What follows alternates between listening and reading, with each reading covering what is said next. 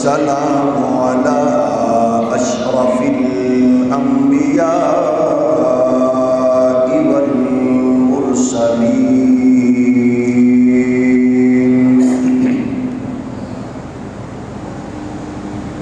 وعلى الملائكة المقربين وعلى عباد الله الصالحين.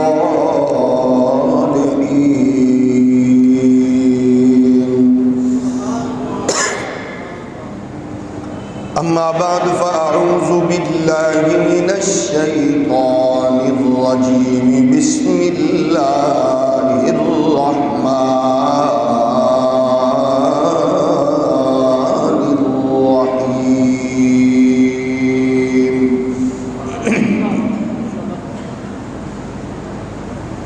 واذكر في الكتاب إبراهيم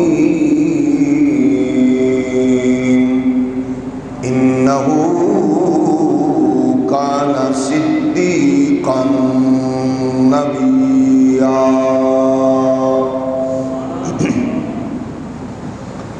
صدق الله مولانا العظيم. الصلاة والسلام عليك يا سيدي يا رسول الله وعلى آلك وأصحابك يا نعمة الله.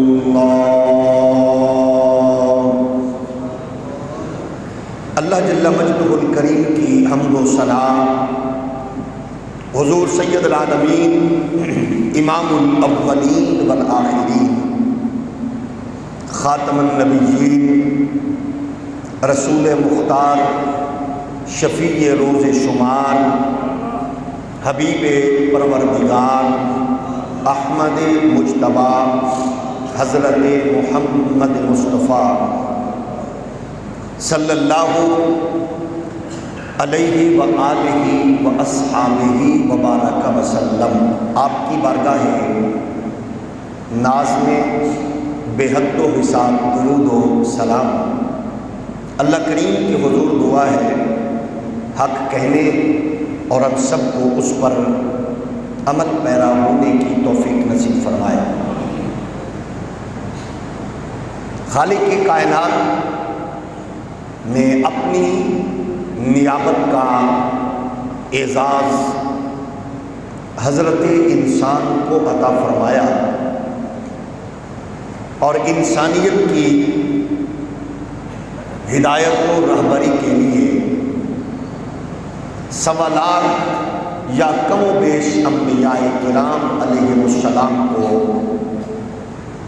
اس کائنات ارضی پر جلوہ گر فرمایا.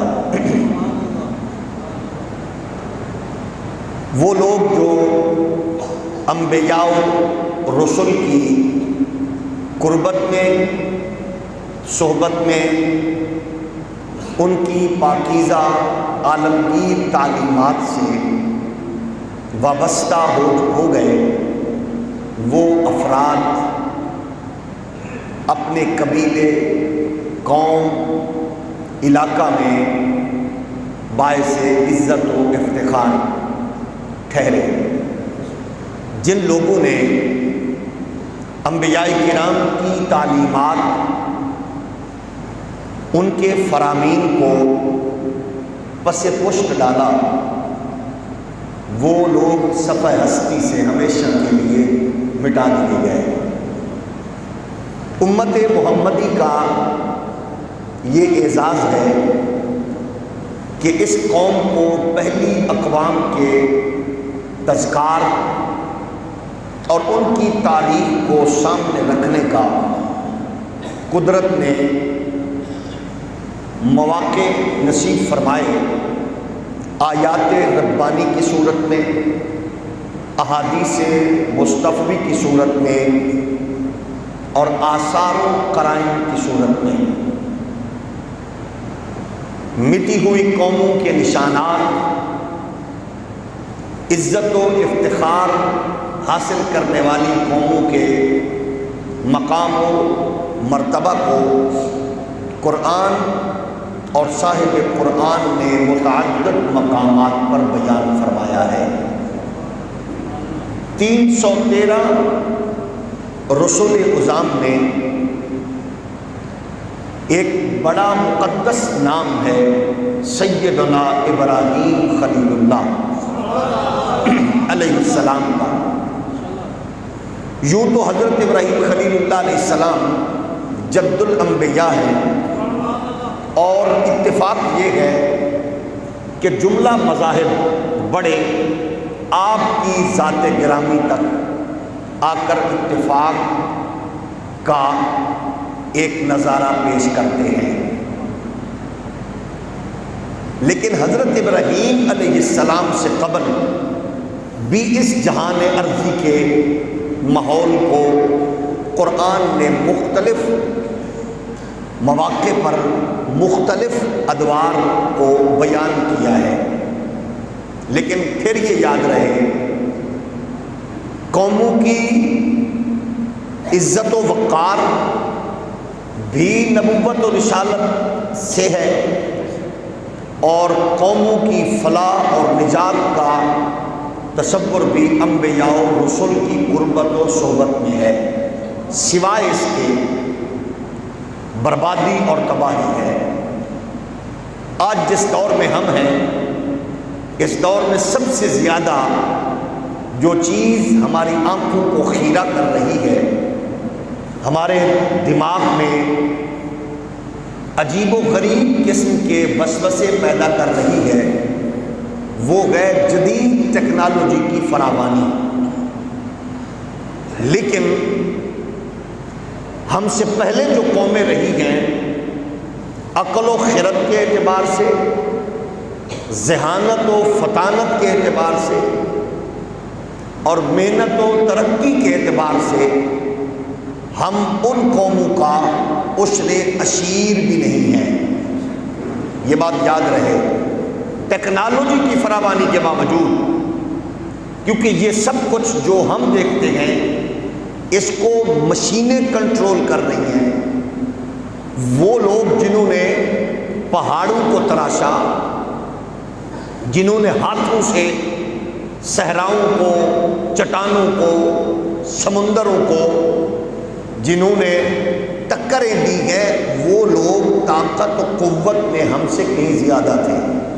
ان لوگوں کا تذکرہ بھی قرآن نے بیان فرمایا ہے، جو ہمارے لیے نہایت ضروری ہے کہ ہم ان کو دیکھیں، ان کو پڑھیں۔ جب ہم انبیاء کرام علیہ السلام کے حوالہ سے دیکھتے ہیں تو سب سے پہلے جنہیں اللہ نے رسالت کا تاج عطا فرما کر اس کائنات عالم میں بھیجا ہے، سب سے پہلے رسول، باقاعدہ قوم کی طرف مخاطب ہونے والے اور قوم کو تعلیم و تبلیغ ارشاد فرمانے والے، ان انبیاء میں رسول میں حضرت سیدنا نوح علیہ السلام ہے۔ تو نوح علیہ السلام سے یہ چلنے والا سلسلہ حضرت ابراہیم علیہ السلام تک آج ہم ضمن میں ان کے حوالے سے کچھ گزارشات قرآن کے نور سے پیش کریں گے، اور ہمیں غور و خوض کرنا ہے قرآن کے اس نور میں کہ ہم کہاں کھڑے ہیں، روشنی کی جانب بڑھ رہے ہیں یا خدا نخواستہ ہم کہیں اور بھٹکتے ہوئے جا رہے ہیں۔ اللہ ہمیں راہ ہدایت نصیب فرمائے۔ حضرت نوح علیہ السلام کی قوم دجلہ اور فرات کے قرب و جوار میں قیام پذیر تھی۔ حضرت سیدنا نوح علیہ السلام اس قوم سے مسلسل مخاطب رہے، کیونکہ قوم جب مال اور دولت کی کثرت میں وہ داخل ہوتی ہے تو پھر وہ قوم شرک کی طرف بڑھنے لگی۔ اچھا یہ بھی یاد رکھنا، شرک کا تصور صرف یہی نہیں ہے کہ غیر خدا کی پوجا، شرک کے تصور میں یہ ہے کہ کسی چیز کو بھی ایسی طاقت و قوت سمجھ لینا کہ جو میرے رب کا خاصہ ہے، وہ مال ہو، وہ دولت ہو، وہ اقتدار ہو یا وہ جانور ہو یا وہ اولاد ہو، ان پر انحصار کرنا یہ بھی شرک ہے۔ انہی کو سب کچھ سمجھنا یہ بھی شرک ہے، کیونکہ اس سب کا ذمہ میرے رب نے لیا ہے۔ طاقت، قوت، عزت، ذلت صرف اور صرف میرے رب کے ہاتھ میں ہے۔ جو قوم بھی راستے سے ہٹتی ہے، وہ کسی غیر خدا کی پوجا پاٹ کرے تو مشرک ہے، وہ مال و دولت کو اپنا سب کچھ بنائے تو مشرک ہے، اور جو شرک کرے گا اللہ کو وہ پسند نہیں تھا، نہیں ہے، نہیں ہوگا۔ یہ بات یاد رہے۔ سب سے بد نصیب وہ ہے جو شرک کرنے والا ہے، شرک کا شائبہ بھی نہ ہو۔ شرک کا انسان کی عبادات میں، معاملات میں مومن کے لیے ضروری ہے۔ ہر ایسے کام سے نجات دور رہے جس میں کوئی شرک کا کو خدا نخواستہ کوئی عنصر جھلکتا ہوا نظر آئے۔ وہ مشائخ سے قربت ہو، وہ آستانوں سے وابستگی ہو، جو اپنی حدود سے کراس کرے گا اس کا تعلق اسلام سے نہیں ہوگا۔ جب اسلام سے نہیں ہوگا تو ظاہر ہے سنیت اس میں لعنت بھیجے گی، کیونکہ ہمارے سے اس کا تعلق اسی کا ہوگا جس کا اسلام سے ہوگا۔ جو اسلام سے نہیں ہے وہ کچھ نہیں ہے۔ تو وہ قوم بھی اڑ گئی۔ اور جب یاد رکھنا، جب قوم طاقت پر گھمنڈ کرے یا مال پر فخر کرے تو پھر اس قوم پر تبلیغ کا اثر نہیں ہوتا۔ وہ قوم سمجھتی ہے تم کون ہو، تمہارے پاس کیا ہے، ہمیں دیکھو، دولت ہمارے پاس، طاقت ہمارے پاس، قوت ہمارے پاس۔ یہ انحصار بھی شرک ہے۔ قرآن مجید فرقان حمید نے انبیاء کرام بالخصوص سیدنا نوح علیہ السلام کا وہ عمل جو آپ نے قوم سے مخاطب ہو کے کہا، اس کو بھی قرآن میں محفوظ رکھا ہے۔ فرمایا قال یا قوم انی لکم نذیر مبین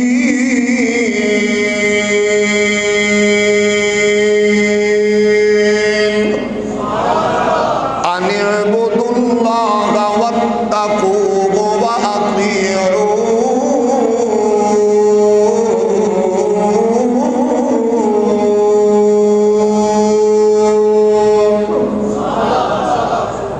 آپ دیکھیں، خوش نصیب تھے نا وہ لوگ جن سے نبی مخاطب تھا، تو بد نصیب ترین بن گئے کہ جب انہوں نے نبی کی گفتگو سے کنارہ کیا۔ اس سے بڑا بد نصیب کون ہے؟ جن سے براہ راست نبوت مخاطب ہو اور پھر وہ کان نہ دھرے، اس سے بڑا بد نصیب کون ہو سکتا ہے؟ وہ اپنے مقدر پر رشک کرتے، اپنے نصیب پر فخر کرتے۔ کتنا اللہ نے ان کو اونچا اعزاز دیا، براہ راست نبی مخاطب ان سے فرما رہے گئے یا قوم انی لکم نذیر مبین، او لوگو میں تمہیں واضح طور پر اللہ کے اس حکم سے آگاہ کرنے والا ہوں، سن لو، میں تمہیں کوئی ڈھکی چھپی بات نہیں ہے، جو مجھے رب نے حکم دیا گیا تمہارے تک منتقل کرنا میرے لیے ضروری ہے۔ فرمایا یا قوم انی لکم نذیر مبین ان اعبدوا اللہ واتقوہ واطیعون۔ اللہ سے تعلق جوڑ لو، خدا کی بندگی کرو، عبادت کرو، اللہ ہی کی عبادت کرو، میری غلامی کا پٹا اپنے گلے کی زینت بنا لو۔ اللہ نے مجھے تمہارے لیے بھیجا گیا، تم میرے بن جاؤ گے، رب تمہارا بن جائے گا۔ نبی مخاطب ہے قوم سے، او قوم، میری قوم، میری برادری، میرا قبیلہ، میرے علاقے والوں، میں اللہ کا پیغمبر ہوں، اللہ کا بندہ ہوں، اللہ کا پیغام تم تک پہنچانے والا ہوں۔ یہ دولت ختم ہونے والی ہے، یہ طاقت کمزوری میں بدلنے والی ہے، یہ ریاست، یہ قوت، یہ مال، یہ سب کچھ چھن جانے والا ہے۔ بس اس کو نہ بھولو، اس کو نہ چھوڑو، اس سے انحراف نہ کرو۔ کرو جو سانسوں کی ڈوریاں دینے والا ہے، جو وجود کے اندر خون کے قطرات بخشنے والا ہے، جو طاقت و قوت مال و دولت عطا کرنے والا ہے، بیٹیاں بیٹے مال مویشی جانور دینے والا ہے، یہ سب کچھ میرا رب ہے، لیکن دینے والا وہی ہے۔ جب یہ کہا تو دولت کے اقتدار کے طاقت کے نشے میں لوگوں نے توجہ نہ کی، یہ کیا کہہ رہے ہیں، یہ کیا پیغام ہے؟ دیکھو محنت ہماری ہے، دولت ہماری ہے، طاقت ہماری ہے، مال ہمارا ہے، جائیدادیں ہماری ہے۔ جب انہوں نے آپ کی جانب رخ نہ کیا، پھر یہ بھی حالت ہوئی کہ مخصوص لوگ، بڑے معدود لوگ تھے جو دین کی طرف آئے، کچھ مذاق کرنے لگے، چوکوں میں چوراہوں پہ چلتے ہوئے آتے جاتے ہوئے نبوت اور رسالت کا مذاق اڑا رہے تھے۔ لیکن یاد رکھنا نبی کے غلاموں، ٹیکنالوجی کا سہارا لے کر، دولت کا سہارا لے کر، قوت کا سہارا لے کر نبی کا مذاق یا نبی کے دین کا مذاق یا دین کے تصور کا مذاق یا شاعر اسلامیہ کا جو قوم مذاق اڑاتی ہے، اللہ اس قوم کو صفحہ ہستی سے ہمیشہ کے لیے مٹا دیا کرتا ہے۔ یہ بات نہیں ہے، یہ ڈھکی چھپی نہیں ہے۔ جس نے اسلام کو، شاعر اسلام کو ہدف بنایا، وہ نہ بچا ہے نہ کبھی بچے گا۔ جس نے نبوت کو، نبوت کے مقام کو، مرتبے کو، رسالت کو، رسالت کی شان و شوکت کو جس نے نشان ہدف بنایا، وہ قوم ہمیشہ کے لیے مٹ گئی۔ قرآن کہتا ہے کذبت قبلہم قوم نوح فکذبوا عبدنا وقالوا مجنون وازدجر فدعا ربه انی مغلوب فانتصر ففتحنا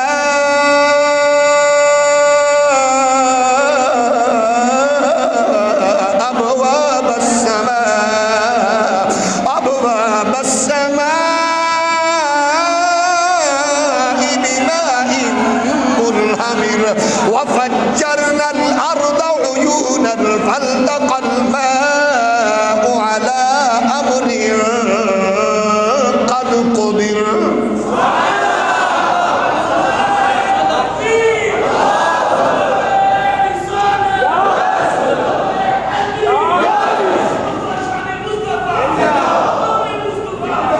میرے نبی کے پیارے غلاموں، اسی لیے ہم عرض کرتے ہیں شٹر اٹھا کے قرآن کی چند آیتیں پڑھنے کی بجائے، بیٹی کو جناب رخصت کرتے ہوئے سر پر قرآن رکھنے کی بجائے، صبح دکان کھولتے ہوئے قرآن کی چند آیات پڑھنے کی بجائے، بیمار بندے کے سامنے سورت یاسین کی تلاوت کی بجائے، جناب ڈلیوری کے وقت قرآن کے وظائف کی بجائے، اور اس کے بجائے ضروری یہ ہے کہ قرآنی آیات کو اپنے دل و دماغ میں سجائیں۔ اللہ کی کبریائی کی قسم ہے، اگر میں اور آپ بحیثیت مسلمان اپنا ٹوٹا ہوا تعلق، اپنا پرانا تعلق، اپنے بزرگوں کی دی ہوئی ڈائریکشن کے مطابق اونچے پڑے ہوئے قرآن کو اونچا ہی رکھیں، لیکن اتنا ضرور اونچا رکھیں کہ ہاتھ بھی پہنچ جائے اور قرآن اتار کے دل میں بھی جگہ دے دے، پھر قوم ذلیل نہیں ہوگی، رسوا نہیں ہوگی، پھر اس قوم کی بیٹیاں ملالہ یوسف زئی جیسی بغیرت نہیں بنے گی،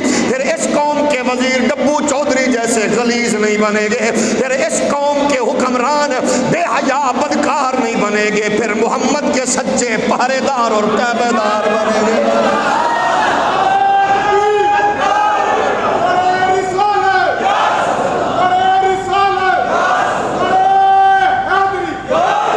لیکن ضروری ہے قرآن سے تعلق تو رکھے، کیونکہ قرآن ہی تو ہے جو ہمیں ہدایت کا سرچشمہ ہے، رہبری کا فریضہ انجام دے رہا ہے۔ اور جس نے قرآن کو پڑھا وہ اقبال بنا، جس نے پڑھا وہ علی الحق بنا، جس نے قرآن کو پڑھا وہ علی بنا، شاغل آسانی بنا، امیر ملت بنا، میرے علی بنا، فاضل بریلوی بنا، جس نے قرآن کو پڑھا وہ رومی بنا، وہ جامی بنا، وہ رازی بنا، اور جو قرآن سے قریب ہوتا چلا گیا ہے وہ عزت و عظمت کی سیڑھیاں چڑھتا گیا ہے۔ اسی لیے تو ہم کہتے ہیں بدلے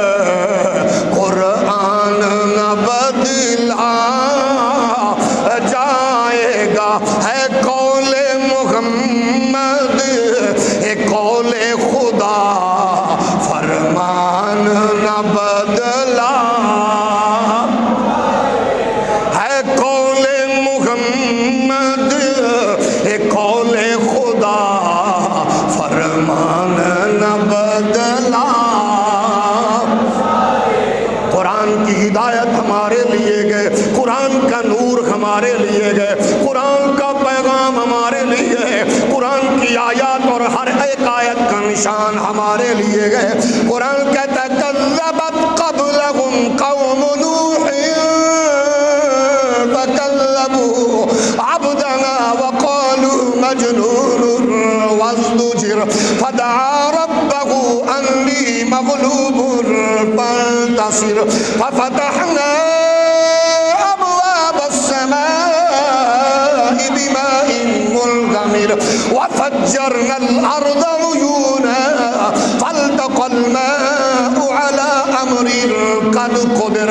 جب قوموں نے نبی کو جھٹلانا شروع کیا، چوکوں پہ چوراہوں پہ گھڑوں پہ، وہ کہنے لگے یہ کیا پیغام ہے، یہ کون ہے، یہ صوفی کون ہے، یہ مولوی کون ہے، یہ سادہ کون ہے، یہ کون ہے، ہمیں بتانے والا ہے۔ دولت ہمارے پاس ہے، طاقت ہمارے پاس ہے، اس بزنس ہمارے پاس ہے، اور مولویوں پیرو دیکھو تو صحیح کچھ کیا کچھ ہے جو ہمارے پاس نہیں ہے۔ یہ یاد رکھنا، جو دولت در جناب دولت مند کے دروازے پہ جا کر اسلام کا پیغام بھول جائے، جو مرید کی شان و شوکت دیکھ کر پیر اسلام کا پیغام بھول جائے، جو حکمرانوں کی طاقت و قوت دیکھ کر اسلام کا پیغام بھول جائے، وہ مولوی ہو تو بے غیرت ہے، وہ پیر ہو تو بے غیرت ہے، وہ صوفی ہو تو بے غیرت ہے۔ اللہ والا وہی ہے جو جتنی بڑی شان و شوکت کے مالک کے سامنے کھڑا ہو، اس کے سامنے کھڑے ہو کر وہ دنیا داری کا پیغام دینے کی بجائے وہ شریعت کی چوکی داری کا دے، محمد کے دین کی پہری داری کا دے۔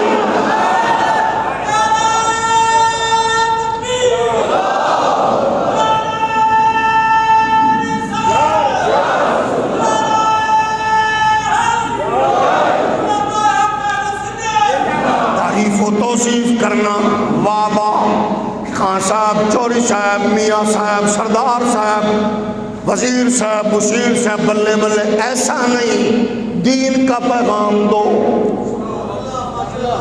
منبر کے تقدس کو پامال نہ کرے۔ جس پیر نے جبہ بیچا، جس مولوی نے دستار بیچی، جس نے تبلیغ کو بیچا، جس نے غیرت و حمیت کو بیچا ہے، سن لو مولویوں پیرو، تم سے وہ ناچنے والی وہ بازاری عورت کروڑ درجے اچھی ہے، اس نے اپنے جسم کو بیچا ہے، تم نے دین کی حمیت کو غیرت کو بیچا ہے۔ چھوٹا ہو یا بڑا، اس کے سامنے کھڑے ہو کر وہی پیغام دو جو کربلا کے شاہ سوار حسین ابن علی نے دیا۔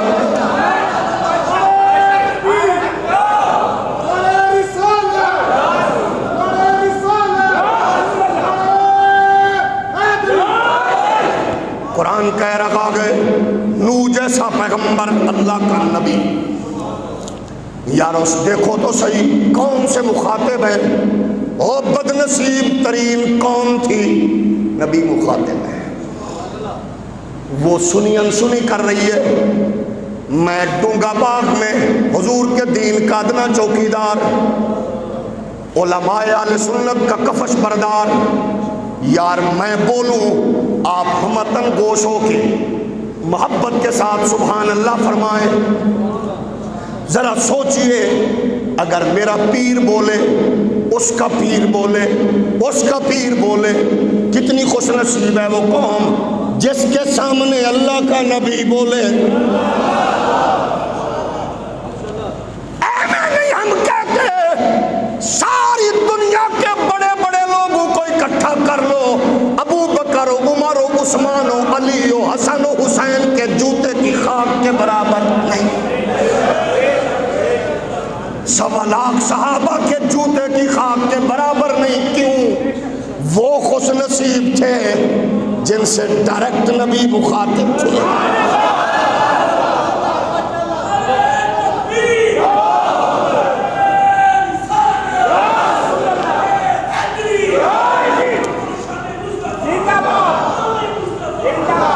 اللہ کی کبریائی کی قسم ہے مسلمانوں، یہ جو ہمارے اعزاز کی بات ہے وہ یہی ہے، نبی جب مخاطب ہوئے، نوح پاک ہو، موسیٰ پاک ہو، یوسف پاک ہو، یونس پاک ہو، قوم سے مخاطب تھے۔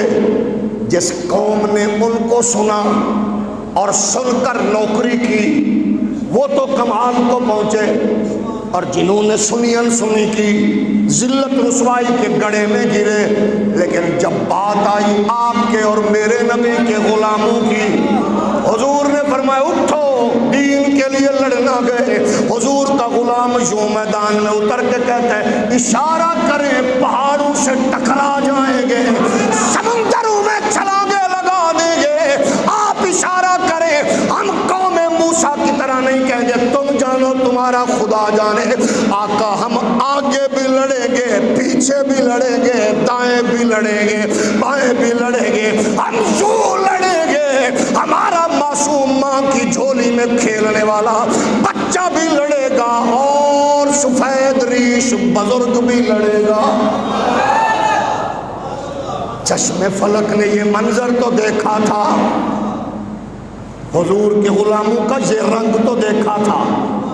پہلی قومیں جب آپ کے قصے پڑے آگے سنیں گی حشر میں تو چس تو آئے گی، واہ نبی، آخری نبی کی قوم کیسی قوم ہے۔ ایک ماں اپنے چھوٹے بچوں کو چھوڑ کے جا رہی ہے حضور کے پاس، حضور فرماتے ہیں یہ چھوٹے گئے، عرض کیا شوہر نہیں ہے، آپ کے سامنے کھڑے ہو کے تیر سینے میں لیتا، کوئی نہیں ہے، یہ چھوٹے گئے اور کچھ نہیں کریں گے، آپ کی طرف بڑھنے والے تیر کو اپنے سینے میں پیوست کر کے بتائیں گے ہماری ماں نے ہمیں آج کے دن کے لیے پالا ہے۔ ایک صحابی حضور کے کھڑے گئے، وہ چلتے ہوئے تھوڑا سا لگڑا کے چلتے تھے، صحابہ سارے جنگ کی تیاری میں گئے، وہ بھی کھڑے ہو گئے میں نے بھی جانا ہے۔ بچوں نے کہا ابا تسی تے ٹر نہیں سکتے، انہیں کہا میں جانا، نبی دے دشمن نو پھڑا مارا، وہ مینو مارے میں انہوں مارا، پھر میں جنت میں جاؤں تو اسی طرح لگڑاتا ہوا میں جنت کی زمین کو پاؤں کے نیچے رکھ کے بتاؤں اقبال کی اس بات کو کی محمد سے وفا تو نے تو ہم تیرے گئے، یہ جہاں چیز ہے کیا لوح و قلم تیرے گئے۔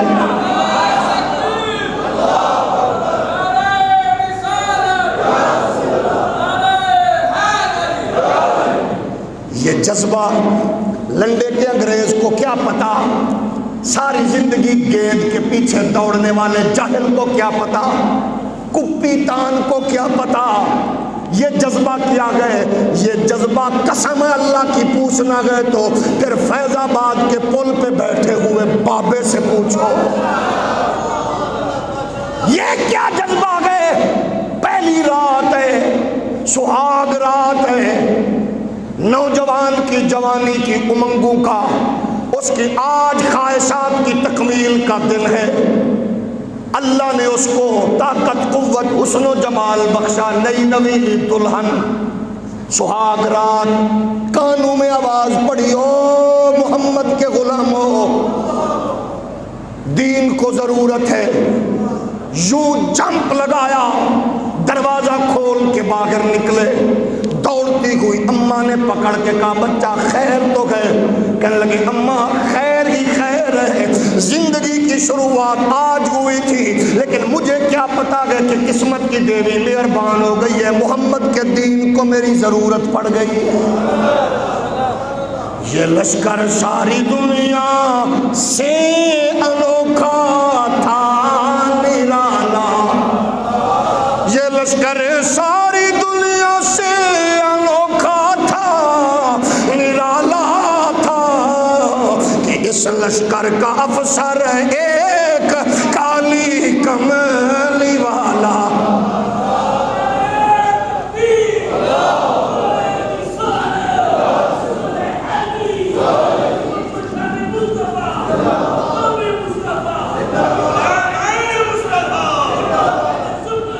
نوجوان کے سامنے کیا ہے، محمد عربی کا دین ہے، حضور کی عزت ہے، حضور کا وقار ہے، شان و شوکت ہے، اسی لیے میں کہہ رہا ہوں یہاں تو جذبے ہی جذبے، ولولے ہی ولولے آپ کو نظر آئیں گے۔ حضور کے غلاموں کا مزاج آپ دیکھیے، جب یہاں اس کے معاملے میں بات آتی ہے مسیلمہ کذاب کے محل میں داخلے کی، ایک صحابی کہتا ہے محل کا دروازہ کون کھولے، کیسے کھلے؟ وہ کہتا ہے آسان حل ہے، چند طاقتور بندے میرے ہاتھ کو پکڑے، دو طاقتور بندے میری ٹانگوں کو پکڑے، یوں مجھے ایسے کر کے دیں جھٹکا، اور یوں کر کے مجھے جمپ لگوا کے آگے پھینکے، جا کے میں دروازہ کھول کے بتاؤں گا محمد کے دیوانوں کو ماؤں نے اسی دن کے لیے پالا۔ یہ جذبے ہیں رسول اللہ سے جن سے مخاطب ہیں ان کے، اس لیے تو تاریخ ہضم نہیں کر پا رہی، انگریز کو برداشت نہیں ہو رہا، انگریز کے گماشتوں کو یہ بات ہضم نہیں ہو رہی کہ محمد عربی کے غلاموں کا یہ جذبہ گئے۔ قرآن کہہ رہا ہے نوح پاک مخاطب تھے، قوم مذاق اڑا رہی تھی، اللہ کے نبی نے پھر آخر کیا کیا گئے، اللہ کی بارگاہ میں جو کچھ وہ کہہ رہے تھے قرآن نے بیان کیا، لیکن نبی نے جو دعا مانگی ہے پہلے اس بدبخت قوم کا مزاج دیکھیے۔ کذبت قبلہم قوم نوح فکذبوا عبدنا وقالوا مجنون وازدجر، پھر انہوں نے جب کہا یہ تو مجنون ہے، یہ تو دیوانے ہے، جھوٹا قرار دے رکھے تھے، ستا رہے تھے، تکلیف دے رہے تھے، حتیٰ کہ نبی دعا مانگ رہے تھے اللہ کی بارگاہ میں، فدعا ربہ انی مغلوب فانتصر، اللہ مدد فرما، مدد فرما، پروردگار خیر فرما، کرم فرما، اللہ بدلہ لے، ان سے بدلہ لے، ستانے والوں سے بدلہ لے، 2 4 10 20 سینکڑوں ہزاروں نہیں، کروڑوں نہیں، کھربوں سلام، نوح پاک کو کھربوں سلام، کھربوں سلام۔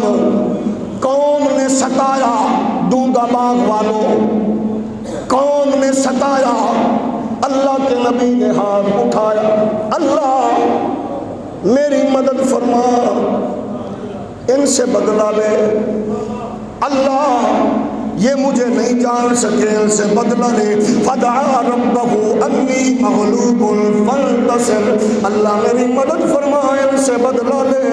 میرے نبی کے پیارے غلاموں، یہ بھی نبی گئے، طاقتور گئے، رسول گئے، شان والے گئے، عزت والے گئے، مرتبے والے ہیں، مقام والے ہیں، اللہ کے ہاں اونچے، اونچوں سے بھی اونچے گئے، اونچوں سے بھی اونچے گئے، قوم ستا رہی ہے، مذاق اڑا رہی ہے، مذاق اڑا رہی ہے، قرآن کہہ رہا ہے کذبت قبلہم قوم نوح فکذبوا عبدنا، وہ نبی کا مذاق اڑا رہی تھی، اللہ کے نبی سے برداشت نہیں ہو، اللہ ان سے بدلہ لے لے۔ آؤ ذرا رکیے میرے ساتھ طائف کی وادی میں چلے، وہاں بھی اللہ کا ایک نبی یا رسول ہے، آپ جس کے امتی ہے، غلام ہے، نوکر ہے، خادم ہے، تھوڑی تھوڑی بات میں رشتہ داری توڑنے والوں، تعلق توڑنے والوں، دوستیاں ختم کرنے والوں، دشمنی میں اضافہ کرنے والوں، اور ذرا دیکھو تو صحیح ہم جس نبی کے نوکر اور غلام ہے،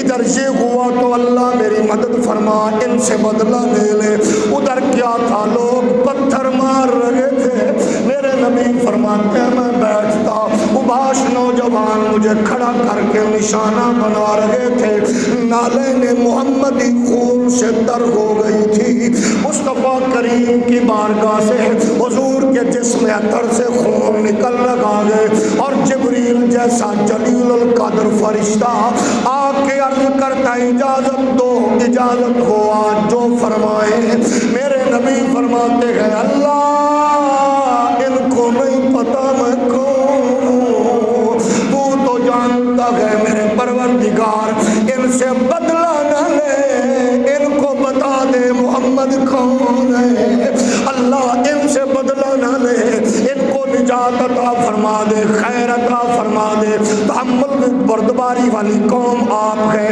معاف کرنے والی قوم آپ ہے، پیار کرنے والی قوم آپ ہے، برداشت کرنے والی قوم آپ ہے، کس نے ایک دوسرے کی گردن زدنی کرنے کا حکم دیا، کس نے تعلق توڑنے کی باتیں کی ہے، کس نے دشمن بنانے کی باتیں کی ہے، تمہارا دین تو محمد عربی کا نور پھیلا رہا ہے، آؤ محبتیں بانٹو، چاہتیں بانٹو، الفت نعمتیں بانٹو۔ اللہ کی قسم میں وہ پتھر مار رہے تھے اور میرا نبی کہہ رہا تھا اللہ ان کو ہدایت عطا فرما دے، مجھے کوئی پرواہ نہیں ہے یہ پتھر مار رہے گئے، مجھے یہ خوف ہے کہ یہ جہنم میں نہ چلے جائیں، اللہ تو ان کو ایمان کا نور دے کے ان کو جنت عطا فرما دے۔ پھر میں کیوں نہ کہوں سب سے لا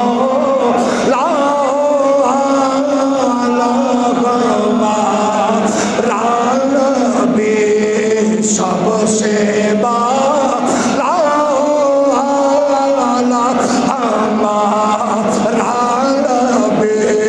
دونوں عالم کا دولہا ہمارا نبی، اپنے مولا کا پیارا ہمارا نبی، اپنے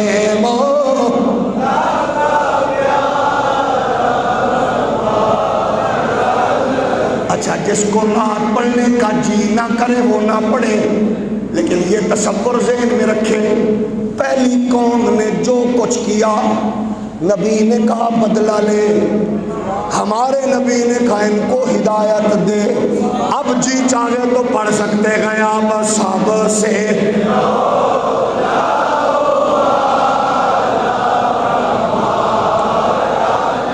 سب سے بالا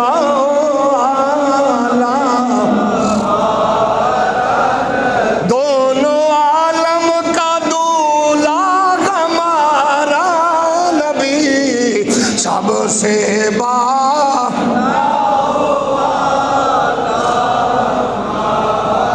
اچھا یہ بھی یاد رکھیے گا، شاعر کو، دین کو، نبوت اور رسالت کو جس نے ہدف تنقید بنایا بچا نہیں ہے، نشان مٹ گیا، نسلیں تباہ ہوئی، خاندان مٹ گئے، اور جس نے نبوت اور رسالت کا پہرا دیا کعبے کی چھت پہ نظر آیا۔ یہ واضح بات کہے اللہ کے نبی نے جب دعا مانگی، نوح علیہ السلام کہہ رہے فَفَتَحْنَا أَبْوَابَ السَّمَاءِ بِمَاءٍ مُنْهَمِرٍ وَفَجَّرْنَا الْأَرْضَ عُيُونًا فَالْتَقَى الْمَاءُ عَلَىٰ أَمْرٍ قَدْ قُدِرَ۔ پھر کیا ہوا؟ نوح علیہ السلام کے ہاتھ بھی نیچے نہیں آئے، قوم پہ عذاب مسلط ہو گیا، آسمانوں کے دروازے قرآن کہتا ہے رب نے بارش کے لیے کھول دیے، بارش کے لیے دروازے کھل گئے، زمین سے چشمے ابلنے شروع ہو گئے۔ وہ جس قوم کو ٹیکنالوجی پہ ناز، طاقت پہ ناز، اپنے بلند و بالا، اس کو جناب والا محلات پہ ناز تھا، قرآن کہتا پھر ان کی کوئی چیز بھی باقی نہ بچی، زمین و آسمان سے یوں چشمے جاری ہوئے، دونوں پانی یوں آپس میں ملے، اور جو ان کے لیے عذاب مقدر بنا تھا وہ آ گیا اور قوم صفاستی سے مٹ گئی۔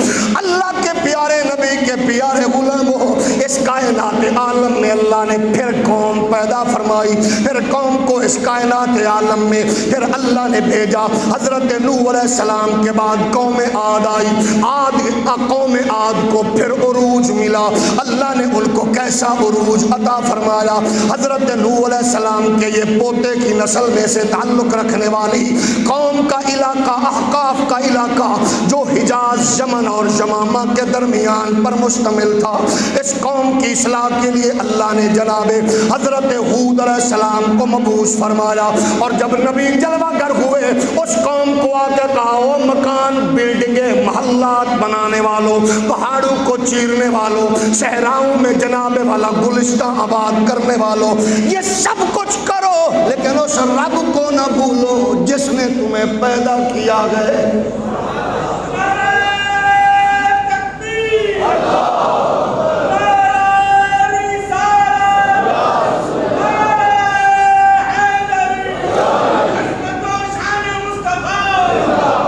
اس رب کو نہ بھولو، خالق کو، مالک کو، رازق کو نہ بھولو۔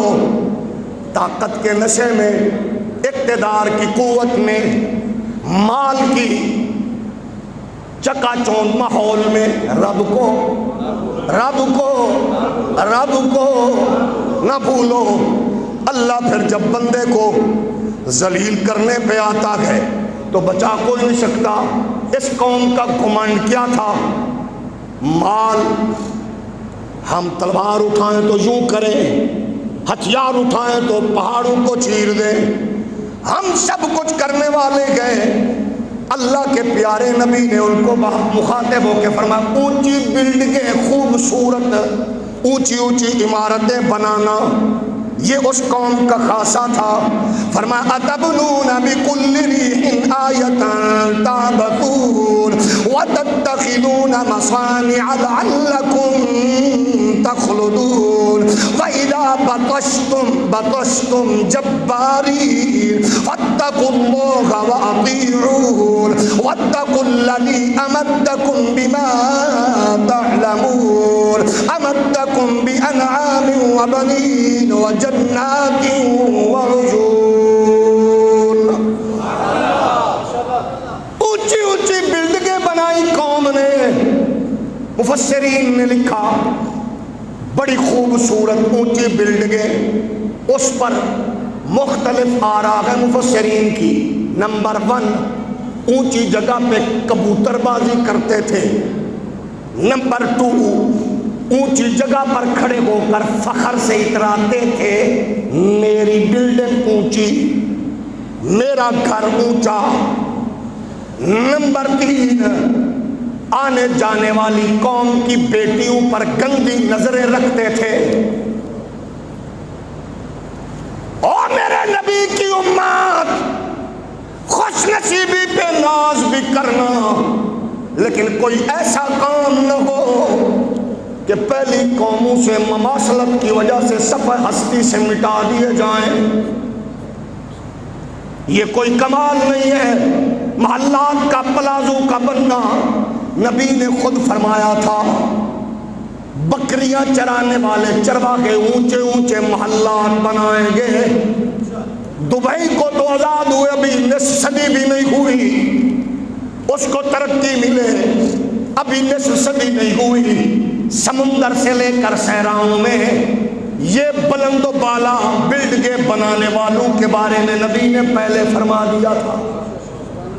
اور میرے ملک کے دینداروں، خدا را، عرب کے حکمرانوں کو دین اسلام کا کبھی بھی دین اسلام کے حوالے سے علامت نہ سمجھنا۔ وہ بیٹی بیچنے والا عرب کا بغیرت ہو یا اسرائیل کے وزیر خارجہ کو جفیاں ڈالنے والا عرب کا بغیرت ہو، وہ مودی کو مندر بنا کے چابیاں دینے والا UAE کا زانی حاکم ہو، وہ تبوک میں نیوم نامی شہر بسا کر وہ اسرائیل کے وزیر اعظم سے خفیہ ملاقاتیں کرنے والا محمد بن سلمان حرام زادہ ہو، وہ کوئی بھی ہو، ان کو کبھی نہ رکھنا۔ دین اسلام کی علامت حکمران نہیں ہوا کرتے، اسلام کی نشانی، اسلام کی علامت، اسلام کی پہچان دین کا نور لینا ہے۔ تو عرب کے بدو سے نہ لو، کعبے کے سرکاری امام سے نہ لو، اگر دین لینا ہے تو اللہ کے قرآن سے لو، محمد کے فرمان سے لو۔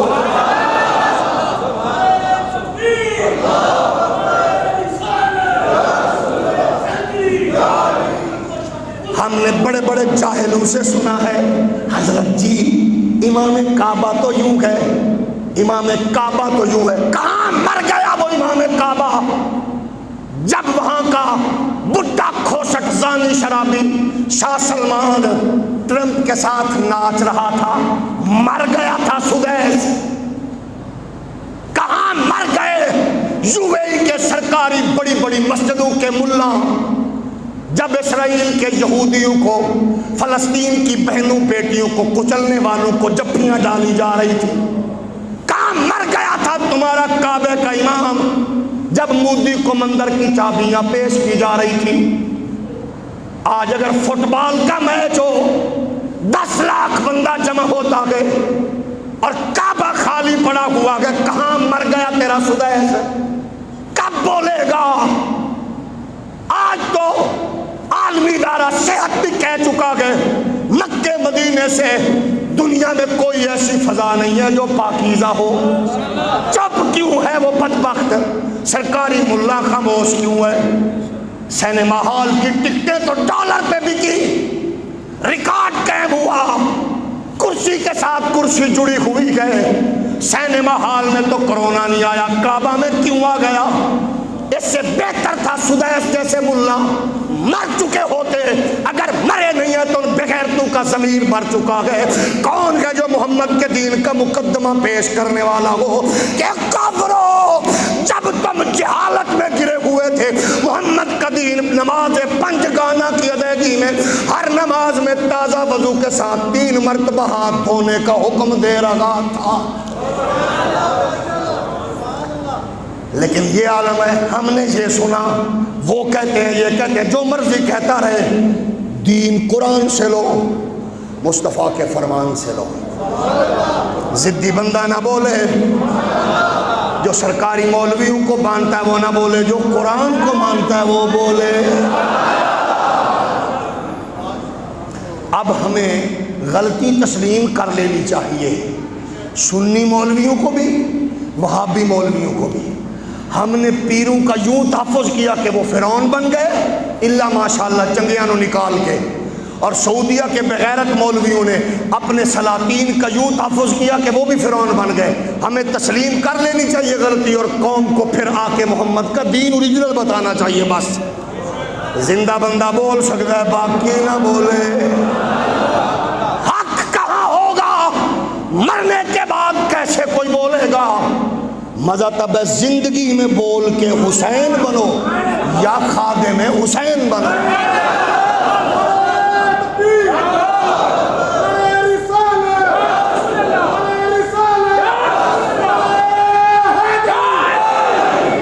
قرآن کہتا ہے مضبوط مکان بنا رہے وہ، مضبوط مکان بن گئے.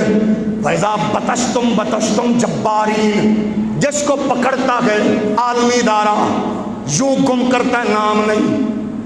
بڑے بڑے ابو غریب جیل خانہ جات بنا دیے گئے، پنجروں میں انسانوں کو جکڑ دیا گیا، تورا بورا میں غرق کر دیا گیا، کوئی نہیں بولا. قرآن کہتا ہے وَإِذَا بَطَشْتُمْ بَطَشْتُمْ جَبَّارِينَ، اور قوموں کو، لوگوں کو پکڑ پکڑ کے ان کو مارنے والوں، ختم کرنے والوں سن لو، ایک دن وہ بھی آنے والا ہے جب تم عذاب میں مبتلا کر دیے جاؤ گے. پھر ہوا کیا؟ اللہ کے نبی نے ان کو کہا وَاتَّقُوا الَّذِي أَمَدَّكُمْ بِمَا تَعْلَمُونَ، خدا سے ڈرو، اللہ کے عذاب سے ڈرو. اونچے گھروں والے، بلند محلوں والے، عالی شان لگژری ماحول والے، مولوی جی تواڈے کول تے ہے کچھ نہیں تاں سڑ رہے ہو، اللہ تمہیں اور دے. شریعت اسلامیہ کا مذاق نہ اڑانا. قسم اللہ کی بے نیاز ہے. ہم یہی کہتے ہیں موجودہ حکمرانوں کو چند مثالیں سامنے رکھ لو، چند مثالیں سامنے رکھ لو. ہم قطار شمار میں نہیں ہیں. قدرت انتقام یوں لیتی ہے پتہ ہی نہیں چلتا. کسی کی ماں مرے تو نہیں آتا، کسی کی بیوی مرے تو نہیں آتا، مرے تیرا تے ہے ہی کوئی نا. اور کتیاں والی سرکار تیرا تے ہے ہی کوئی نا، سامنے رکھ یوں قدرت اڑاتی ہے. بندے کے ہوش و حواس گم ہوتے ہیں. ان کو چھوٹا نہ سمجھ، یہ جب بولتے ہیں تو کل اللہ کی قسم میں عرش کا کلیجہ پھاٹ جاتا ہے، کیونکہ بات نبی کی شریعت کی ہوتی ہے، نبی کے دین کی ہوتی ہے. قرآن کہتا ہے بھائیزا بطشتم بطشتم جباری، ان کا عالم کیا تھا. پھر وہ کہہ رہے تھے کیا گئے؟ قرآن نے کہا، نبی کہہ رہے انی یخاف علیکم عذاب یوم عظیم. اے میرا کام تھا تمہیں بتا دینا وہ عذاب والا دن انتظار کرو. پھر ہوا کیا؟ قدرت نے آنکھوں کو یوں لپیٹا، یوں لپیٹا، مویشی ختم، مال ختم، اولاد ختم، کوئی چیز بھی باقی نہ بچی. رات کو زلزلہ آیا، صبح بوندے منہ گرے ہوئے تھے. سیلاب میں، طوفانوں میں ہر چیز اجڑ گئی. کچھ بھی باقی نہ بچا، تذکرہ تک نہ رہا ان کا۔ اسی لیے کہتے ہیں وہ کام کرو جس میں قدرت راضی ہو۔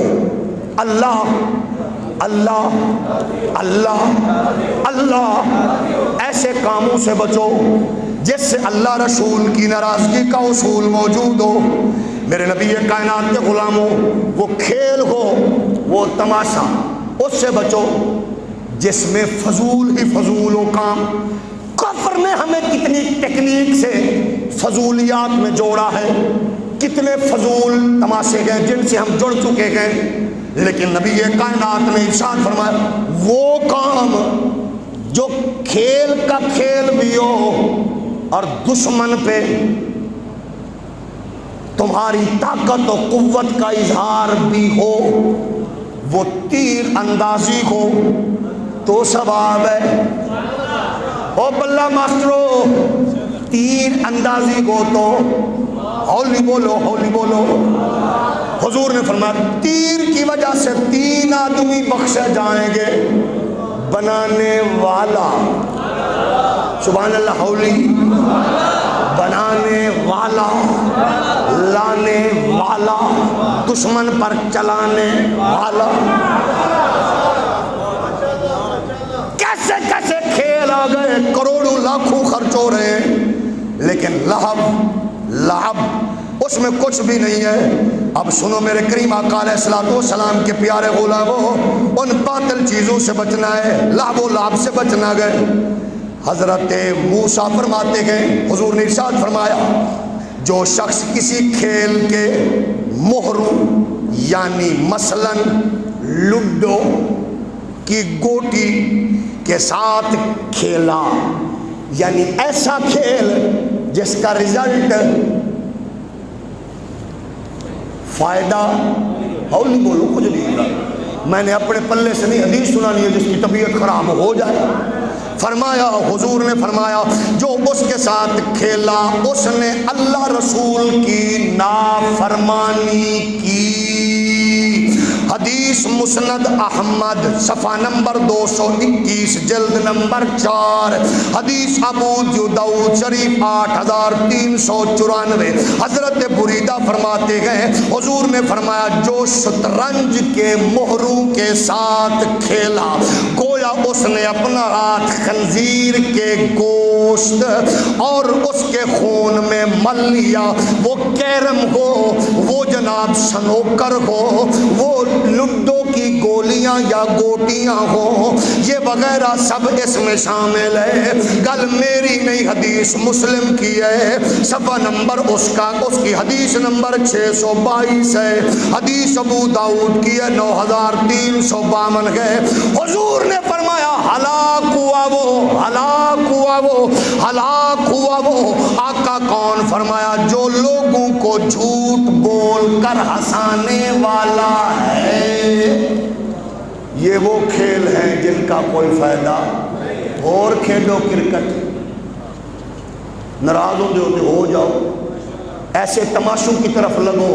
لہب و لعب وہ ہے جو کھیل تمہیں اللہ رسول کے حکم سے دور کر دے، اس سے بڑا بدترین کھیل کوئی نہیں ہے۔ اور ایسا کھیل جو تمہیں رسول اللہ کے دین کے قریب کرے، جس میں طاقت ہو، قوت ہو، کشتی ہو، دوڑ ہو، جس میں دشمن کو پتہ ہو کہ یہ طاقت رکھتا ہے، جب بھی دین یا نبی کے دین کی یا نبی کی بات آئے گی، یہ کھلاڑی بن کر نہیں آئے گا، یہ محمد کا غلام بن کر، غازی ممتاز بن کر چپٹ پڑے گا۔ یہ تصور ہو، پھر جس میں ہو آپ سمجھ سکتے ہیں۔ میرے نبی کے غلاموں، میرا مقصد صرف یہی ہے، رسول کائنات صلی اللہ علیہ وآلہ وسلم کی شریعت کو اہمیت دیں۔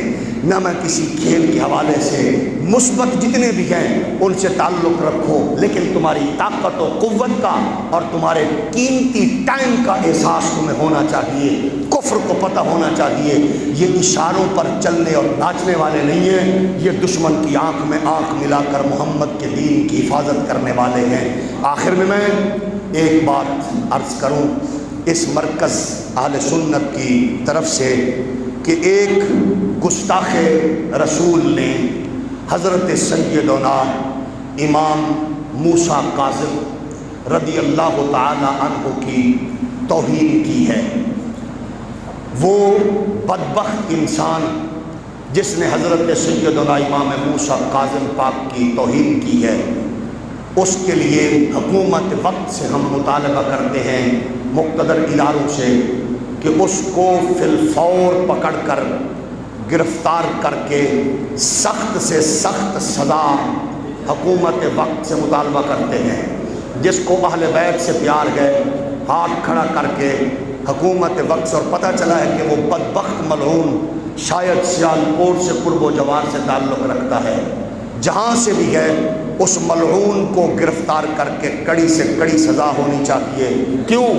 جو آل رسول کا دشمن ہے وہ نبی کے دین کا دشمن ہے، جو اصحاب رسول کا دشمن ہے وہ نبی کے دین کا دشمن ہے، وہ نبی کا دشمن ہے۔ سیدنا امام موسیٰ کاظم ہوں، امام علی رضا و تقی و نقی پاک و حسن عسکری ہوں، یا موسیٰ کاظم امام جعفر صادق ہوں، امام محمد باقر زین العابدین امام حسن و حسین ہوں، یہ سارے ہمارے جان ہیں، ہمارا جگر ہیں، ہمارا سب کچھ ہے۔ ان کی عزت سے ہماری ماؤں، بہنوں، باپ، بزرگوں، بچوں کی عزت ہے۔ ہمارا تن من دھن ائمہ اہل بیت کے لیے کل بھی حاضر تھا، آج بھی حاضر ہے۔ حکومت وقت فی الفور ایسے بدبخت کو، ان کے سرپرستوں کو، ان کے جتنے بھی اعلی کار ہیں، ان سب کو پکڑ کر کڑی سے کڑی سزا دے تاکہ اس ملک میں کوئی صحابہ کا گستاخ اور اہل بیت کا گستاخ پیدا ہی نہ ہو سکے، کیونکہ یہ ملک محمد عربی کے دین اور حضور کے نام پہ وجود میں آیا ہے۔